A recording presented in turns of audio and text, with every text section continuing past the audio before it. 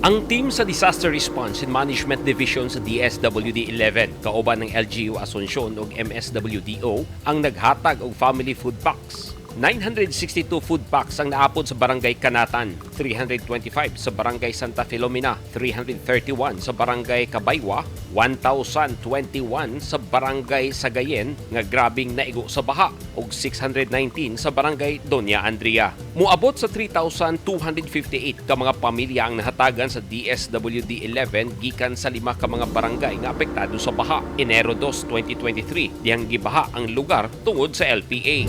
Samtang sa Mati City, Davao Oriental, Assistance to Individuals in Crisis Situations kon AICS program ang nahatag ngadto sa mga pamilyang apektado sa landslide sa Barangay Don Salvador. Tabang pinansyal ang nahatag sa DSWD ngadto sa 414 ka mga pamilya nga tag 3,000 pesos. Samtang 10,000 pesos ang nadawat matag usa sa duha ka pamilyang nawad-an og miyembro ug 20,000 pesos alang sa pamilyang nawad-an og duha ka mga miyembro. Atol sa insidente, nang hatag sab ang DSWD sa lugar og family food packs. Ang landslide natigayon niadtong Disyembre 28, 2022.